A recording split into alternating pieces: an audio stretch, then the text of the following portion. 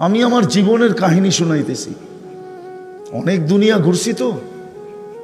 আমি থাইল্যান্ডে পড়ায় জামাতে না হলেও 20-22 বার গেছি। আমি এক জানাজায় ছিলাম একবার, বাপের জানাজা ছেলে পড়াইতেছিল, কিন্তু ও আল্লাহু আকবার বলতে পারতেছিল না, কান্নারে কানতে। ছেলে আলেম ছিল, কানতে কানতে কানতে কানতে বাপের জানাজা ছেলে পড়ানো বোঝেন না, ও আল্লাহু আকবার বলতে পারতেছিল না, কান্নায় ভাঙ্গা পড়তেছিল। একবার বড় কষ্ট করে জোরে আল্লাহু আকবার বলে উঠছে। জানাজা শেষ, আমার মন বলতেছিল যেন বাবা মাফ হয়ে গেছে। আমি সাথীদেরকে বলতেছিলাম যে আমি জানি না, আমার মন বলে এই বাবাকে আল্লাহ শাস্তি দিবে না। ছেলে আলেম, কলিজার টুকরা নিয়ে গেছে, ঠিক না? বাপ কি কলিজার টুকরা না? মাথার তাজ না? চোখের মণি না? আজকে সমাজে নাও হইতে পারে, কিন্তু একদিন তো বাপ এটাই ছিল, ঠিক না? নিয়ে গেছে যিনি, তার বিরুদ্ধে যাওয়া উচিত ছিল, কিন্তু ছেলে কান্না ধরা কানছেন বটে, কিন্তু কান্না ধরা শেষমেশ কি বলছে? আল্লাহু আকবার, মালিক তুই বড়। এই যে বড়ত্বের স্বীকারোক্তি দিছে, আমার মনে হয় এই স্বীকারোক্তিতেই বাপের মাফ হয়ে গেছে। সোনারগাঁয়ের মানুষ ইশাখা চলে গেছে, এটাই তার রাজধানী ছিল। যদিও ইশাখার রাজধানী কিন্তু সোনারগাঁ ছিল। সোনারগাঁ জানেন না? জানেন না? হ্যাঁ, রাজধানী ছিল ইশাখার, ক্যাপিটাল ছিল সোনারগাঁ। ইশাখা চলে গেছে, শুধু ঐতিহ্য পড়া আছে। মানুষ দেখতে আসে, প্রমোদ করতে আসে, ফুর্তি করতে আসে, কিন্তু ইশাখা নাই। ইশাখা নাই। নাম নিয়েও কেউ রহমতুল্লাহ আলাই বলে না। আজ পর্যন্ত আমি কাউকে শুনি নাই ইশাখার নাম নিয়ে কোনো সোনারগাঁয়ের সন্তানকে রহমতুল্লাহ আলাই বলতে আমি শুনি নাই। আমি এখানে বহুত আলেমকে চিনি, বলুক সিদ্দিকী সাহেব ভিতর থেকে বাহির হইয়া, উনিও তো সোনারগাঁর সন্তান, ঠিক না? আরেকজন সোনারগাঁর সন্তান ছিল, চিনেন কি না আপনারা জানি না, মৌলানা আব্দুল গফফার সাহেবকে চিনতেন? বুইরারা মনে হয় চিনত, ঠিক না? কিন্তু ইয়াং জেনারেশন চিনে না, নামও শোনে নাই কোনোদিন।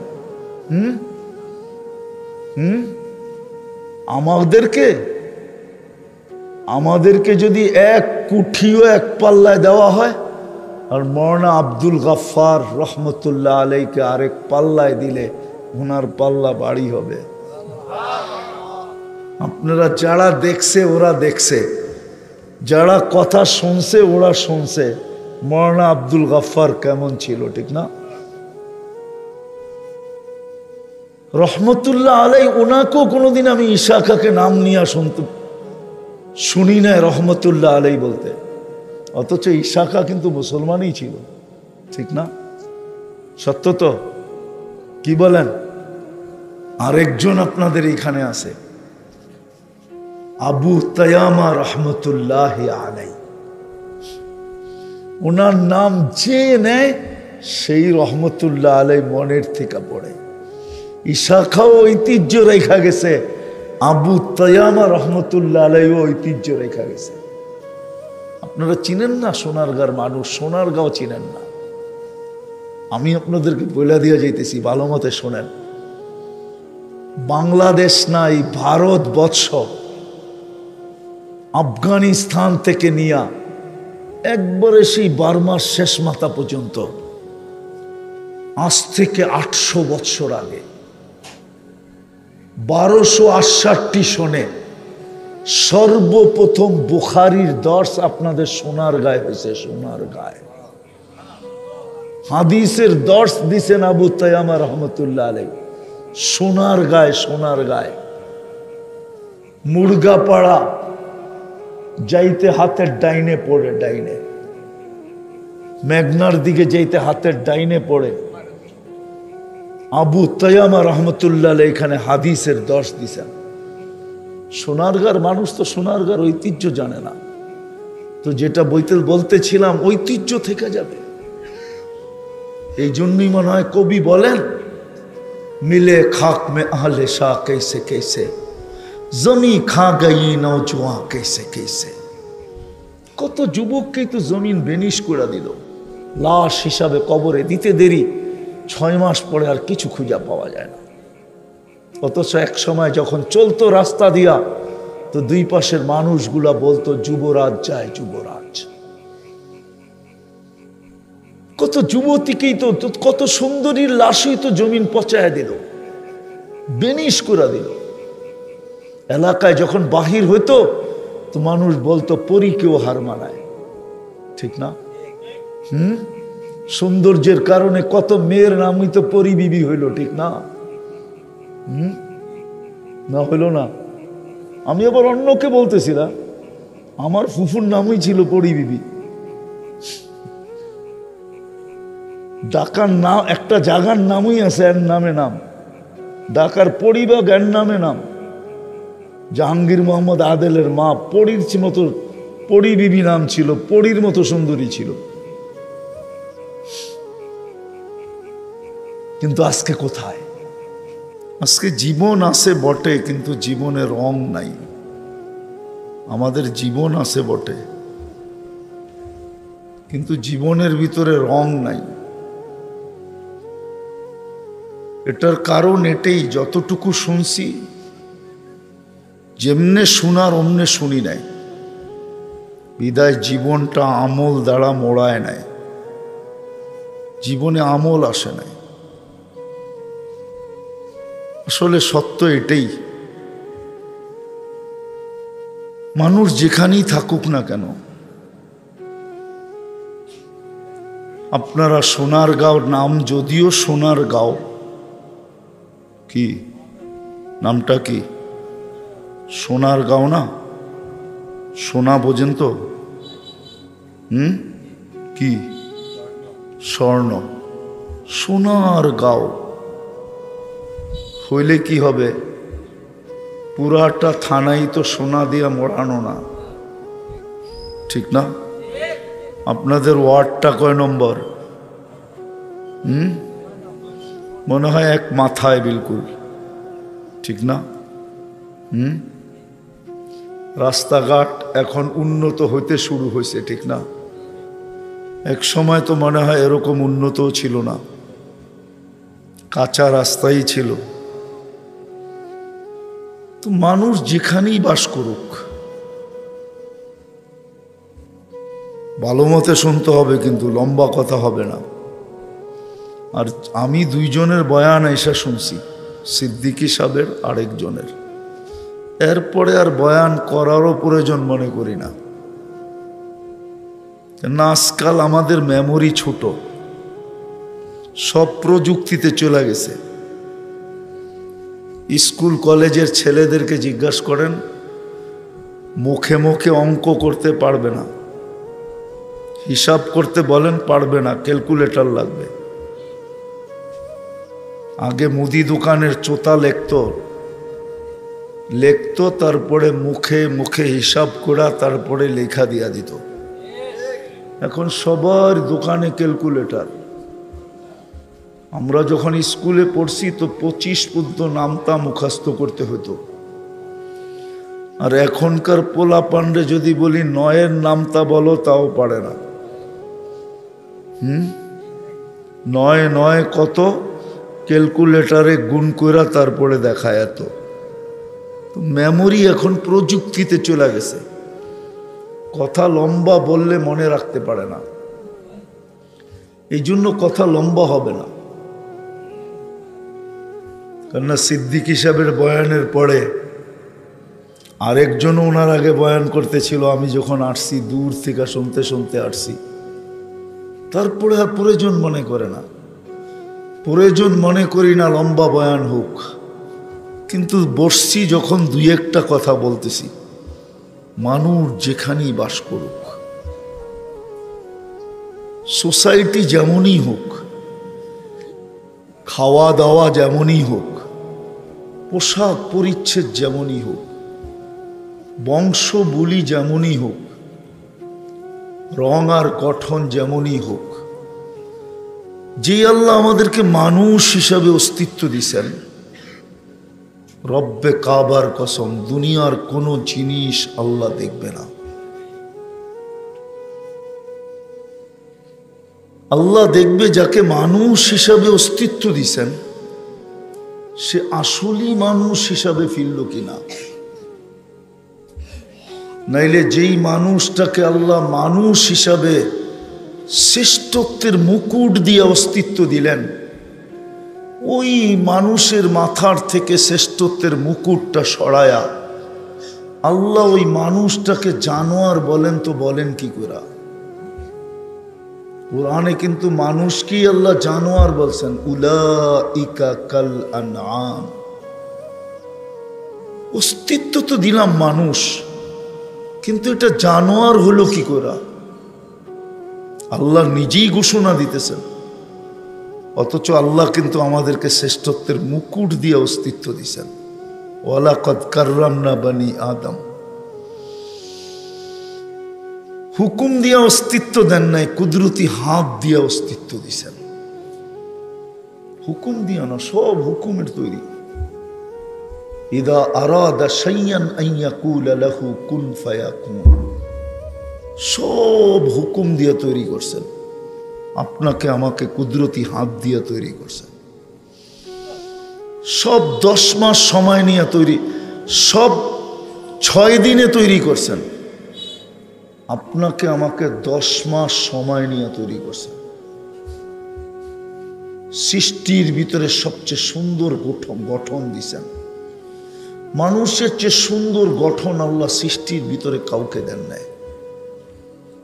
যদি দিতেন তাইলে আল্লাহ এতগুলা কসম খাইতেন না। 4টা কসম খায়া বলছেন, লাকাদ খালাকনাল ইনসানা ফি আহসানি তাকওয়িম। মানুষ, তোমাকে সৃষ্টির ভিতরে সবচেয়ে সুন্দর গঠন দিলাম। সৃষ্টির ভিতরে সবচেয়ে সৌন্দর্য দিছেন আল্লাহ মানুষকে।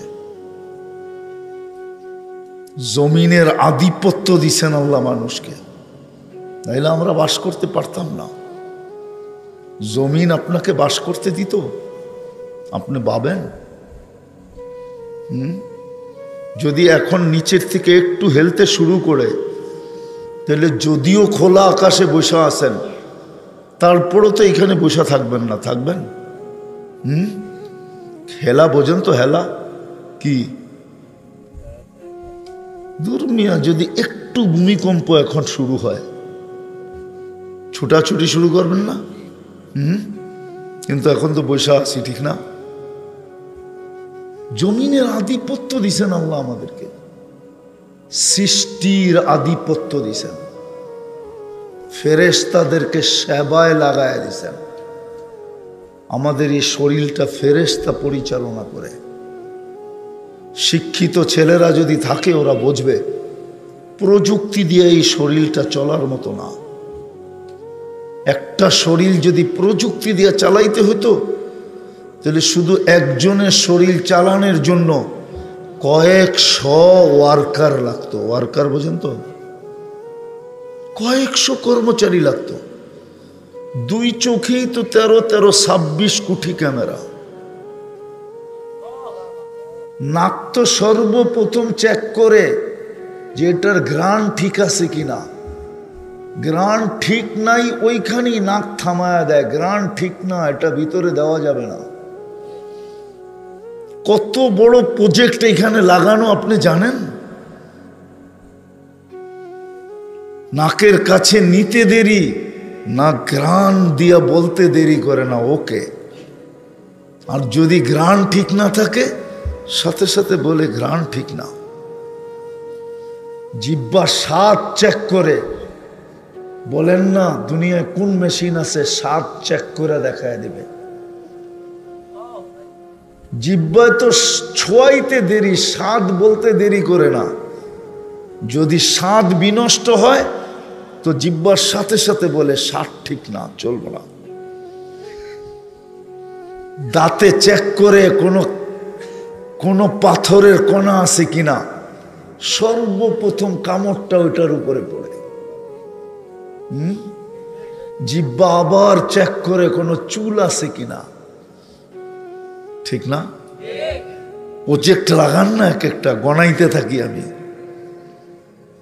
হার্ট যে চলে সেটা প্রজেক্ট দিয়া চালায়, দেখেন না কত বড় মেশিন লাগে। এটা তো পাঞ্চ করে, পাঞ্চ রক্ত ভিতরে নেয়, আবার চাপ দিয়া রক্তকে ছেড়ে দেয়, পাঞ্চ করে। অক্সিজেন পিওর যায়, যাইতে দেরি আমাদের শরীরের ভিতর থেকে কার্বন ডাই অক্সাইডকে যায়া পেঁচাইতে দেরি করে না, পেঁচাইয়া আবার আধা সেকেন্ডের ভিতরে এটাকে বের করে দেয়। কয়েকটা দেখাইলাম। প্রযুক্তি দিয়ে যদি শরীরটা চালাইতে হইতো তাহলে এক একজনের শরীর চালানোর জন্য কয়েকশো ওয়ার্কার লাগতো। আল্লাহ ফেরেশতার সেবা দিয়া চালায়। ওই মানুষটাকে আল্লাহ কোনোদিন জানোয়ার বলতেন না। জানোয়ার বললেও তো মনকে বুঝাইতে পারতাম, কিন্তু শুধু জানোয়ার তো বলেন নাই, একটু আগে বলছেন যে জানোয়ারেরও তো একটা কোয়ালিটি আছে, তোর ভিতরে তো এই কোয়ালিটিটাও নাই। জানোয়ারের ভিতরেও কিন্তু কোয়ালিটি আছে, কিতাবে আছে। কুকুরের ভিতরে 9টা গুণ আছে, ওটা যদি মানুষের ভিতরে আসে তাহলে মানুষ আল্লাহওয়ালা হয়ে যায়, আল্লাহওয়ালা, আল্লাহর ওলি হয়ে যায়, ওলি। চাই যুবকের ভিতরে আসুক, চাই নারীর ভিতরে আসুক, চাই পুরুষের ভিতরে আসুক, চাই গ্রাম্য ভিতরে আসুক, চাই শহরের ভিতরে আসুক, যার ভিতরে আসবে সে ওলি। জানোয়ারেরও কোয়ালিটি আছে, কিন্তু আল্লাহ বলে না, তোর ভিতরে তো এতটুকু কোয়ালিটিও নাই, জানোয়ারের ভিতরে যতটুকু আছে।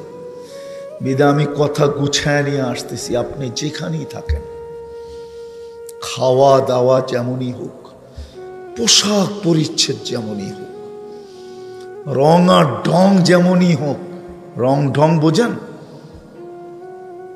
কালার আর গঠন যেমনই হোক, বংশ বুলি যেমনই হোক, আল্লাহ এটা দেখবে না।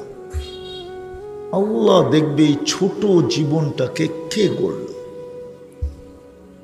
যে এই ছোট জীবনটা গড়বে, ছোট এই জন্য বললাম, 60-70 বছর বললাম না, কেননা এই উম্মতের উপরে আল্লাহর বিশাল দয়া আছে, স্নেহ আছে, মায়া আছে, মমতা আছে, ভালোবাসা আছে।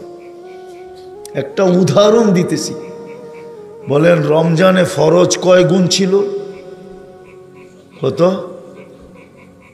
কেউ যদি চাইতো কিতাবের লেখা অনুযায়ী তো 1 মাস ফরজ আদায় করা বলতে তো পারতো যে আমার 70 মাসের অ্যাডভান্স ফরজ পুরা হয়ে গেছে, ঠিক না?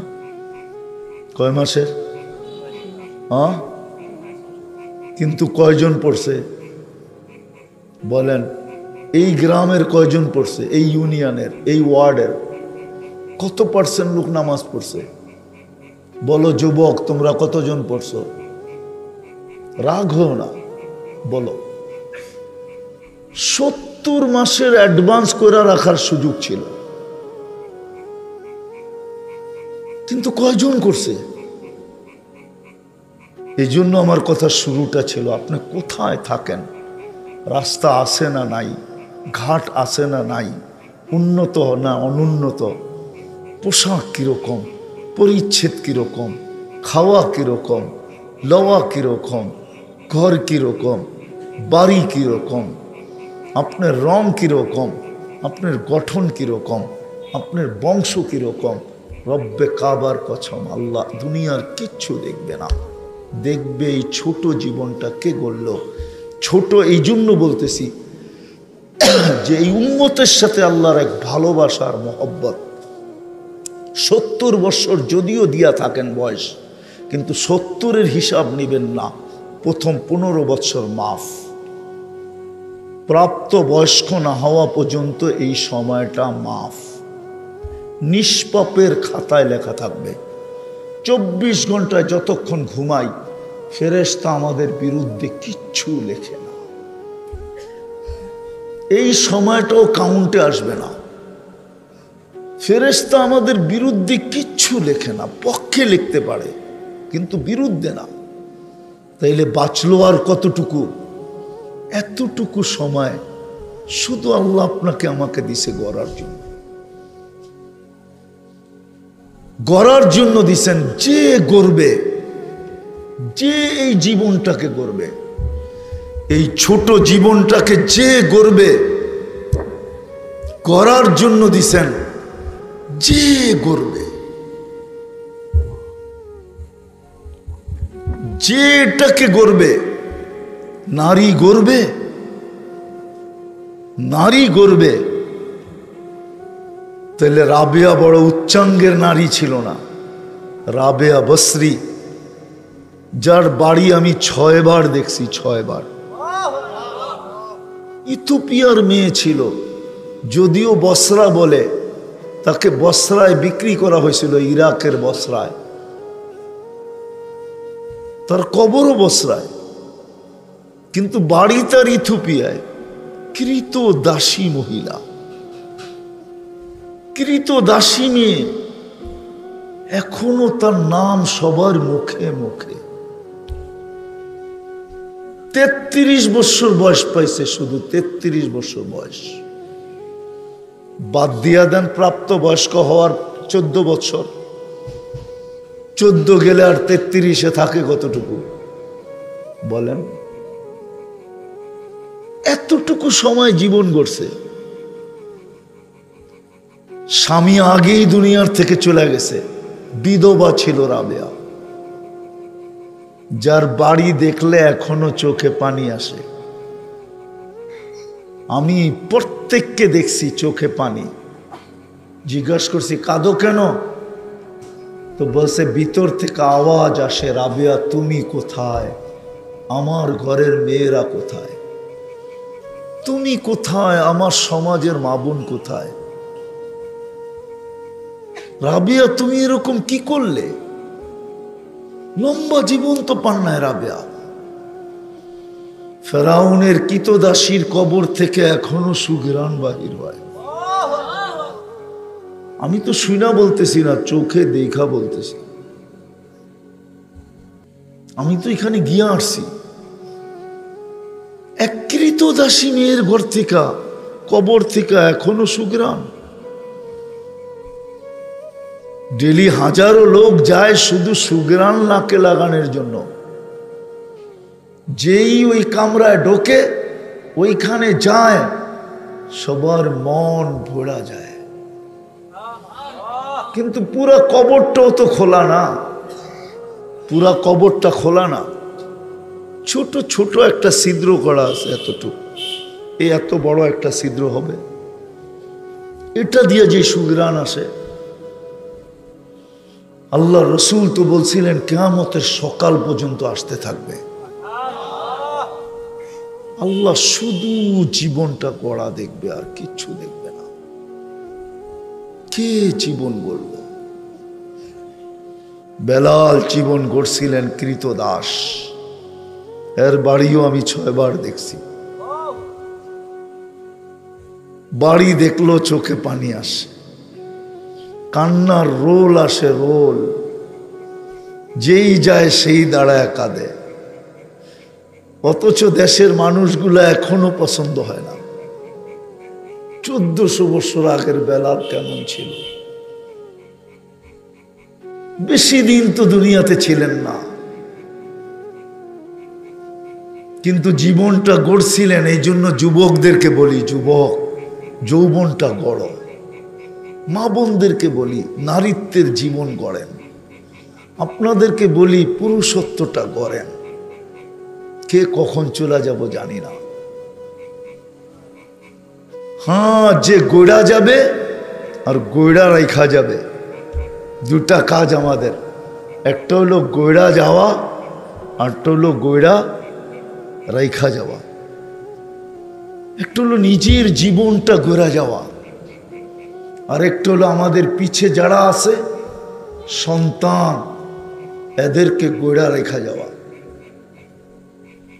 গড়া রাখা যাওয়া, নাহলে চলে যাব দুনিয়ার থেকে। বৎসরে একদিন দেখা যাবে আমার জন্য মিলাদ পড়াবে, একদিন দেখা যাবে কাউকে দিয়ে দোয়া করাবে, কিন্তু ডেলি করবে না। এই জন্য আমি দুটা কথা বলতে চাইতেছি। একটা হলো নিজের জীবনটাকে গড়া যাওয়া, এছাড়া আল্লাহর কাছে পরিচয় পাওয়া যাবে না। দুনিয়ায় যতই পরিচিত থাকুক, কবির কথাই সত্য। সোনারগাঁয়ের মানুষ ইশাখা চলে গেছে, এটাই তার রাজধানী ছিল। যদিও ইশাখার রাজধানী কিন্তু সোনারগাঁ ছিল। সোনারগাঁ জানেন না? জানেন না? হ্যাঁ, রাজধানী ছিল ইশাখার, ক্যাপিটাল ছিল সোনারগাঁ। ইশাখা চলে গেছে, শুধু ঐতিহ্য পড়া আছে। মানুষ দেখতে আসে, প্রমোদ করতে আসে, ফুর্তি করতে আসে, কিন্তু ইশাখা নাই। ইশাখা নাই। নাম নিয়েও কেউ রহমতুল্লাহ আলাই বলে না। আজ পর্যন্ত আমি কাউকে শুনি নাই ইশাখার নাম নিয়ে কোনো সোনারগাঁয়ের সন্তানকে রহমতুল্লাহ আলাই বলতে আমি শুনি নাই। আমি এখানের বহুত আলেমকে চিনি। বলুক সিদ্দিকী সাহেব ভিতর থেকে বাহির হইয়া, উনিও তো সোনারগাঁর সন্তান, ঠিক না? আরেকজন সোনারগাঁর সন্তান ছিল, চিনেন কি না আপনারা জানি না। মৌলানা আব্দুল গফফার সাহেবকে চিনতেন? বুইরারা মনে হয় চিনতো, ঠিক না? কিন্তু ইয়াং জেনারেশন চিনে না, নামও শোনে নাই কোনোদিন।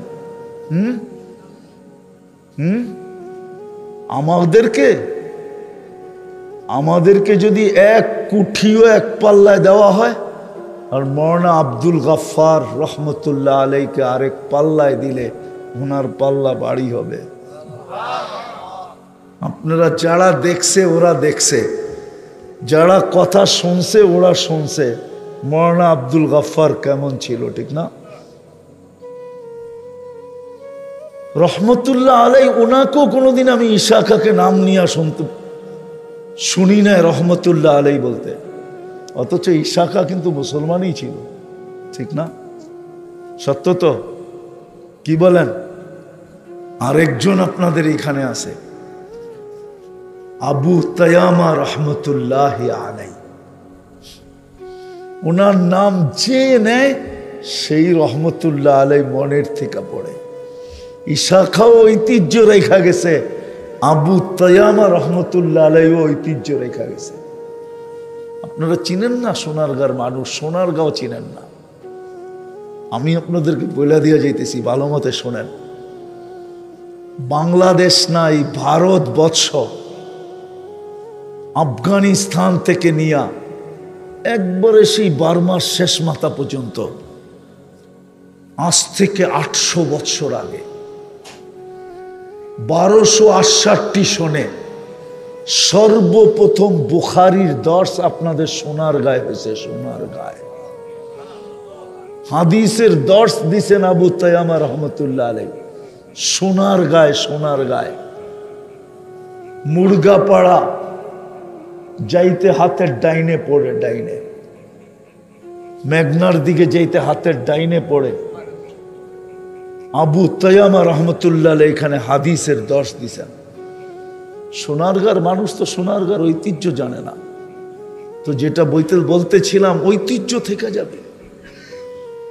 এই জন্যই মনে হয় কবি বলেন, মিলে খাক মে আহলে শাহ कैसे कैसे জমি খা গই নওজোয়ান कैसे कैसे।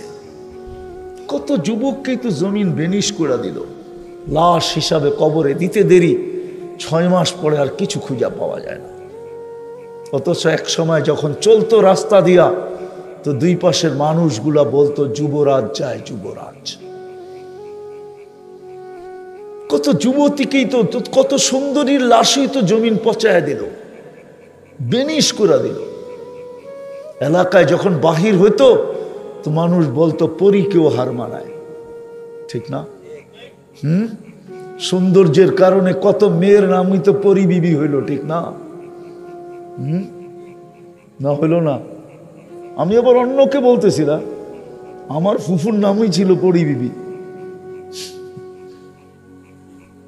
ঢাকার নাম একটা জায়গার নামই আছে এর নামে নাম, ঢাকার পরিবাগ এর নামে নাম।